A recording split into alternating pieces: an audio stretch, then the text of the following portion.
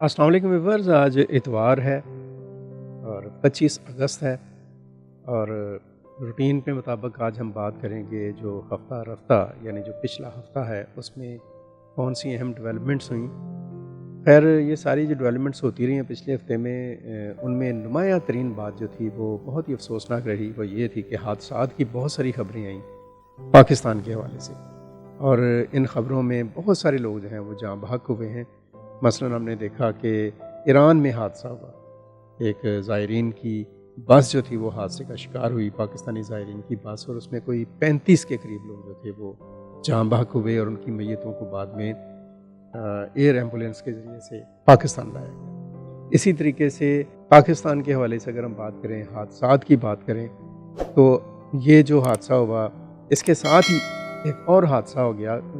कल वहाँ से ईरान से एक बस आ रही थी ज़ायरीन की, लसबेला के मुकाम पर जब वो आई तो वो बस खाई में गिर गई और उसके गिरने से कोई 11 ज़ायरीन जो हैं वो जाँ बहक हो गए। फिर ये हुआ कि अभी आज ही की बात है कि एक मुसाफिर बस आ रही थी आज़ाद कश्मीर से रावलपिंडी और वो कोहोटा के करीब एक गहरी आप कह लें कि खाई में जा गिरी और उसके नतीजे में 20 लोग जो उनसे हैं, 20 मुसाफिर जो हैं उनकी ज़िंदगियाँ ख़त्म हो गई। फिर एक वाक़या बड़ा ही अफसोसनाक हुआ भेरा के करीब। एक गाड़ी जा रही थी 2 दिन पहले लाहौर से इस्लामाबाद ट्रैवल कर रही थी एक फैमिली भेरा के करीब। भेरा से पहले उस फैमिली ने कुछ जूस वगैरह लिए जो शायद एक्सपायर्ड थे। भेरा के करीब, भेरा पे जो आज उनका जो है वो रेस्ट एरिया, वहाँ बैठ कर उन्होंने जूस पिए और वहाँ से वो आगे निकल नहीं सके। यानी वहाँ पे 4 लोगों की डेथ हुई, 3 ख़वातीन और 1 बच्चे। और जो ड्राइवर था वो बेहोशी के आलम में मिला, वो रिकवर उसको तो कर लिया गया और उसी ने बताया कि ये सारा कुछ जो है वो जूसेस और नाकस जूस पीने की वजह से।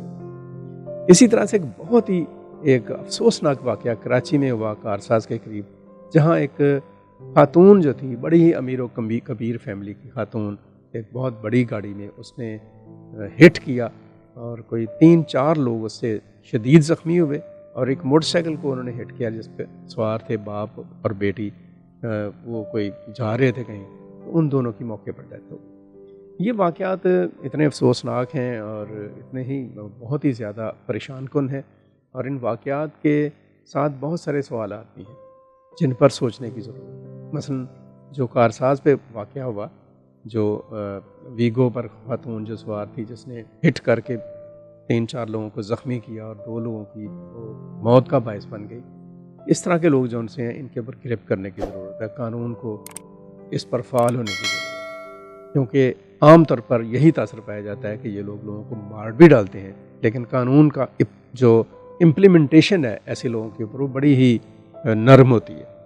इस तरह ये जो सड़कों के ऊपर हादसा होते हैं इस हवाले से भी बड़ी कह लें कि तवज्जो के साथ काम करने की ज़रूरत है। हमारे जो ड्राइवर हज़रात हैं, आप रिसर्च करके देख लें, पता चलता है कि वो कई दिनों तक मुसलसल ड्राइविंग करते हैं। ज़ाहिर है जब इस तरह से आप काम करेंगे, दिन रात ड्राइव कर रहे होंगे, तो आपके असाब भी जवाब दे जाते हैं, आपकी ज़हनी हालत भी जो सी है वो इतनी अच्छी नहीं रहती और फिर ये लोग बाज़ औक़ात को नशे भी करते हैं, मनशियात का भी शिकार होते हैं, दिन रात की ड्राइविंग, फिर जो ट्रैफिक कवानीन हैं उनकी खिलाफ वर्जी करते हैं, ओवर स्पीड करते हैं और तेज़ रफ्तारी के बायस भी बहुत सारे हादसा होते हैं। तो इसके ऊपर मुल्क को ख़ास तौर पर जो पाकिस्तान की जो अथॉरिटीज़ हैं उनको बहुत फोकस्ड होकर और बड़ी तवज्जो करके लोगों को एक जिसे हम कहते हैं ना कि ट्रैफिक एजुकेशन जो है और उस हवाले से लोगों की तरबियत बहुत ज़रूरी है। मैं पिछले दिनों देख रहा था और बात बड़ी अच्छी थी और अहम थी कि हमने ट्रैफिक वार्डन्स को बहुत भर्ती कर लिए हैं,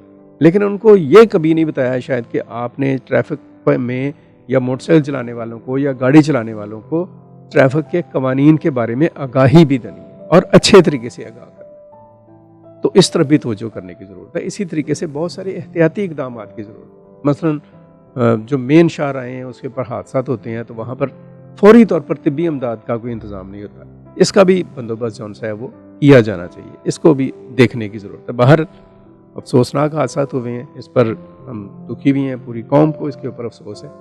और दूसरी बात जो बड़ी अहम है वो मैं आपको बताना ये चाह रहा हूँ कि पाकिस्तान ने इनवाइट किया है Indian prime minister Narendra Modi को अक्टूबर में जो शंघाई ताउन तंजीम का सिरवाही इजलास हो रहा है। پاکستان اس اجلاس کی میزبانی کر رہا ہے.